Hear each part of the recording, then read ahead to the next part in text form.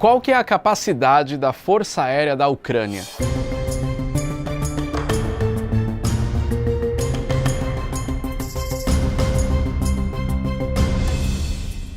Fala pessoal do Aero, tudo bem? Diante de tudo que está acontecendo lá entre a Ucrânia e a Rússia, a gente resolveu fazer uma série de vídeos contando um pouco mais sobre a história da aviação envolvida no conflito. Quantos aviões cada país tem, quais são os aviões que estão envolvidos, como que está a Força Aérea Russa e também como que está a Força Aérea Ucraniana. Então, nos próximos dias a gente deve ir soltando outros vídeos complementando esse daqui, que é o início, para entender mais sobre a capacidade da Força Aérea da Ucrânia. Só que para entender essa capacidade aérea, é importante a gente voltar lá no início dos anos 90, quando teve o fim da União Soviética, em 1991. A Ucrânia fazia parte dos 15 países que formavam a União Soviética. Com a queda da União da República Socialista Soviética em 1991, a Ucrânia se tornou um país independente a partir de um referendo que aconteceu em dezembro daquele mesmo ano. Depois disso, a Ucrânia não seguiria mais as leis impostas pela União Soviética e a adesão da população a favor da independência da Ucrânia foi de 90%. As forças armadas da Ucrânia herdaram o arsenal bélico da antiga União Soviética, de tudo aquilo que ficou no território ucraniano, e a partir de março de 1992 foi criada a Força Aérea Ucraniana. O problema é que com o fim da União Soviética naquele momento,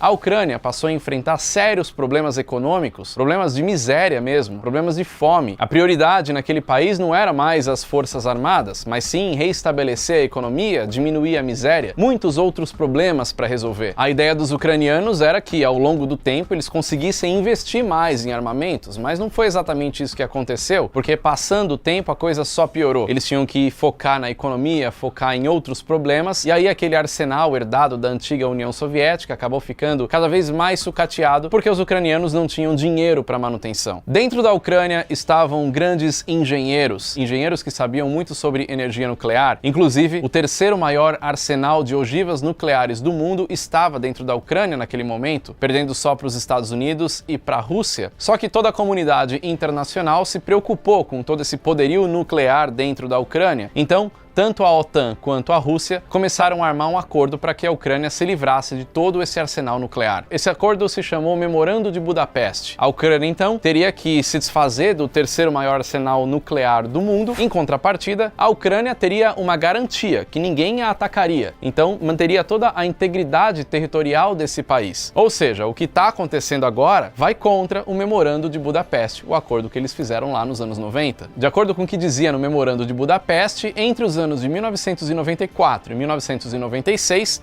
a Ucrânia se desfez de todo o seu arsenal nuclear. A partir daí, a Ucrânia já não tinha mais um poder militar muito grande, porque já estava com todo o equipamento herdado da União Soviética, deteriorando com o tempo, com falta de manutenção, sucateando, até canibalizando coisas para tirar a peça de uma máquina, colocar em outra, e aí também já não tinha mais o arsenal nuclear. A Ucrânia, então, já estava muito mais enfraquecida do que era quando fazia parte da União Soviética. Agora, como dentro da Ucrânia tinham bases militares que pertenciam à União Soviética, tinham aeronaves, a Rússia começou a se incomodar e achou que eles precisavam pegar de volta algumas aeronaves que estavam no território ucraniano. E começou ainda nos anos 90 essa negociação. Antes do acordo do Memorando de Budapeste acontecer, a Rússia já estava negociando alguns aviões, como um Tupolev Tu-160, mas a Ucrânia pediu tão caro nessa aeronave que o acordo acabou não indo para frente. Só que isso não fez os russos desistirem de novos acordos, novas negociações, para que os ucranianos vendessem equipamentos para lá. A Rússia tentou outros acordos para adquirir novamente as aeronaves Tu-160, que é um bombardeiro estratégico supersônico, também 3 Tupolevs Tu-95, outro bombardeiro, além de 575 mísseis Kh-55 com capacidade de carregar ogivas nucleares. Dessa vez, o acordo saiu. A Rússia conseguiu fechar tudo isso por um valor de 285 milhões de dólares. Só que você acha que a Ucrânia recebeu dinheiro pelo acordo? Não. Acontece que a Ucrânia tinha dívidas com a Rússia, com o gás natural. Por conta dessa dívida, a Rússia falou: beleza, vocês me entregam todo esse arsenal e em troca eu vou abatendo dessa dívida do gás natural. Então, a situação da Ucrânia ficou mais complicada ainda em termos bélicos, porque eles diminuíram a frota de bombardeiros, e também em termos financeiros.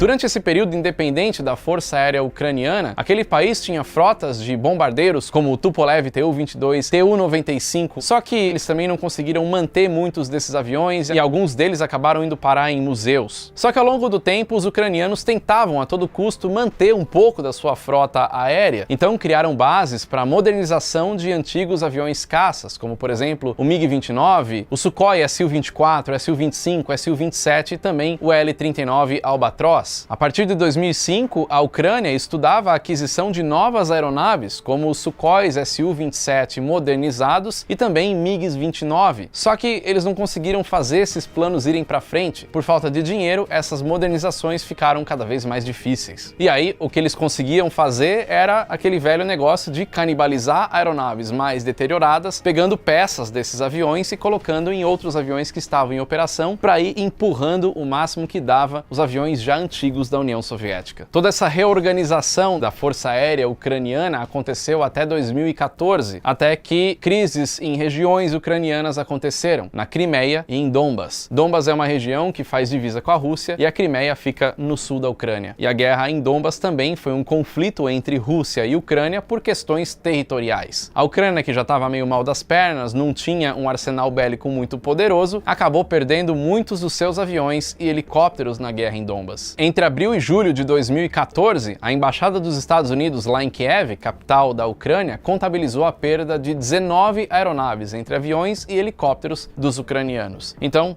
um país que já tem uma frota reduzida de aeronaves sucateadas da antiga União Soviética, perder mais 19 aeronaves é um prejuízo enorme e um enfraquecimento muito grande das Forças Armadas. Desde julho de 2014, a Força Aérea Ucraniana foi colocada em alerta total de combate. A partir daí, a Ucrânia começou a restaurar alguns antigos aeródromos militares, porque eles começaram a perceber que eles tinham que fazer alguma coisa para reerguer a sua força aérea. Com essas novas bases, as aeronaves ucranianas que estavam encostadas, abandonadas, começaram a ser restauradas. E aí a Ucrânia anunciou que pelo menos 68 aeronaves, incluindo um drone, seriam colocados de volta à ativa. Em abril de 2014, 2 caças MiG-29 foram restaurados. Só que tudo isso foi feito por um grupo de voluntários, porque a Ucrânia ainda não tinha dinheiro para reformar nada. Então, eles entraram em acordo com o pessoal que trabalhava com isso, falando: olha, ou vocês ajudam a gente a arrumar tudo isso de novo, reerguer nossa força aérea, ou a gente vai ter um sério problema, porque qualquer país vai poder invadir isso aqui e a gente não tem como se defender. Então eles conseguiram esse time de voluntários e aos poucos foram reerguendo, foram reconstruindo, reformando as aeronaves que estavam paradas.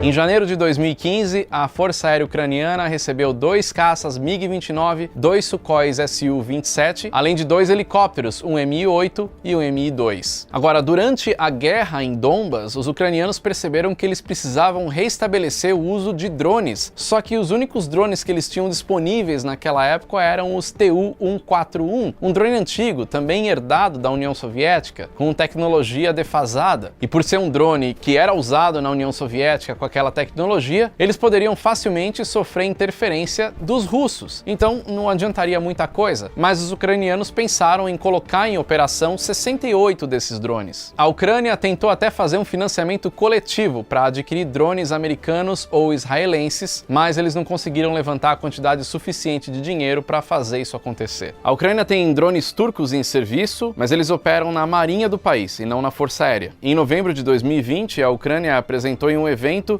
o drone Sokol 300, mas ele não entrou em operação até hoje.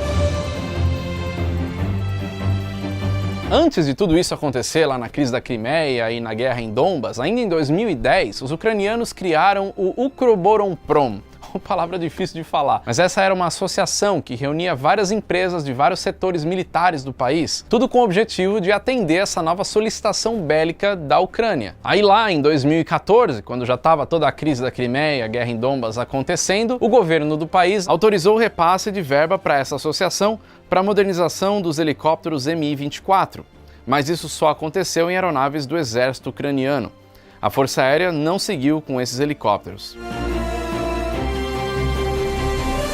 Até aqui você já entendeu a grande dificuldade que os ucranianos sempre tiveram desde a dissolução da União Soviética em 1991 em manter o seu poder bélico. A estrutura atual da Força Aérea da Ucrânia é dividida da seguinte forma: tem o comando da Força Aérea da Ucrânia e também a universidade que forma novos profissionais. O comando da Força Aérea da Ucrânia está localizado na cidade de Vinnytsia. Já na cidade de Kharkiv está a Força Aérea Nacional Korzdub, com o objetivo de formar novos profissionais que possam atuar no desenvolvimento de mísseis, por exemplo, sistemas de defesa aérea, radar, e essa universidade forma especialistas qualificados para atuar em 9 áreas e 18 especialidades diferentes dentro da Força Aérea Ucraniana. Ou seja, a Ucrânia estava visando investir não só no equipamento em si, mas nas pessoas que poderiam desenvolver os novos equipamentos dentro do país. Agora, dentro do comando da Força Aérea tem vários setores. Então são 13 divisões do Comando Aéreo do Oeste, 16 divisões do Comando Aéreo Central,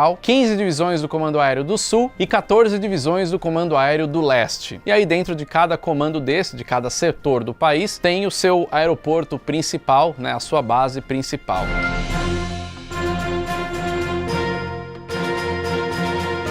Agora, falando de aeronaves que estão na Força Aérea Ucraniana, a gente não pode dizer, depois de tudo isso que você viu até agora nesse vídeo, que eles têm o melhor arsenal, as melhores aeronaves. A Ucrânia já chegou a contar com aeronaves como MiG-21, 23, 25, 27, Sukhoi Su-17 e Su-15, Yak-28, Tupolev Tu-160, Tu-95, e atualmente eles contam com 175 aeronaves entre aviões e helicópteros, que são o seguinte: 28 Sukhoi Su-27, mais 6 para treinamento de pilotos, 21 MiG-29, 12 Sukhoi Su-24, 13 Sukhoi Su-25, 16 helicópteros Mi-8, 1 Ka-226, 22 aviões de transporte Antonov AN-26, 5 Ilyushins Il-76, 1 Antonov AN-70 e mais 3 estão para serem entregues. 47 caças L-39 Albatross e 3 Antonovs AN-30. Praticamente todas essas aeronaves foram herdadas da antiga União Soviética. Se a gente pegar os fabricantes como Sukhoi, Ilyushin, Yakovlev, Tupolev, tudo isso é da parte russa da União Soviética. A única fabricante ucraniana é a Antonov, que fabrica aviões de transporte. Agora, a Ucrânia pode até não ter o melhor arsenal aéreo existente, né, muito longe disso, só que eles até conseguem se defender melhor, porque lá tem um grande sistema de defesa aérea. Então, qualquer aeronave que entra no território ucraniano pelo ar, eles conseguem identificar. O sistema de defesa antiaérea da Ucrânia é um dos mais modernos da região e eles contam com o equipamento SAM, que é um sistema que lança míssil para poder abater alguma coisa que vem pelo ar. Com essa situação bem complicada da Força Aérea Ucraniana, não só da Força Aérea, nesse vídeo eu tô falando da Força Aérea, mas de todas as forças armadas do país, já dá para entender um pouco como que eles ficam nesse ataque russo, porque os russos são muito mais poderosos do que o ucraniano. Mas esse vídeo eu não vou entrar nesses detalhes, meu objetivo aqui é falar mais da aviação envolvida lá na Ucrânia. Segundo o site WDMMA, que ranqueia, né, o poderio militar de todos os países, 140 países no mundo, na verdade, e também segundo o site Global Firepower, a Ucrânia está em 22º lugar em poder bélico no mundo, ou seja, poder de ataque. A Rússia está em 2º lugar, fica atrás só dos Estados Unidos. Quando falamos só da Força Aérea da Ucrânia, o poder militar do país cai para a 38ª posição.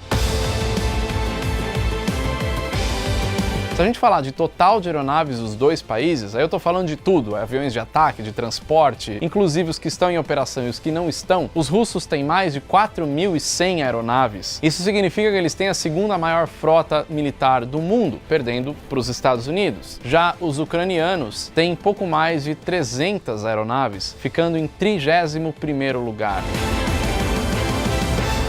Bom, é isso. Esse vídeo eu vou encerrar aqui. Espero que você tenha gostado. Se você quiser sugerir novos temas para essa série especial de vídeos que a gente está fazendo aqui no Aero por Trás da Aviação, escreve aí embaixo nos comentários. Nos próximos dias a gente deve postar mais vídeos dessa série sobre a Rússia e a Ucrânia. Beleza? Então não deixa de curtir e compartilhar com quem você puder. E para saber dos próximos vídeos que a gente vai postar, já se inscreve no canal e clica no sininho para receber as notificações. É isso aí, valeu! Até o próximo vídeo.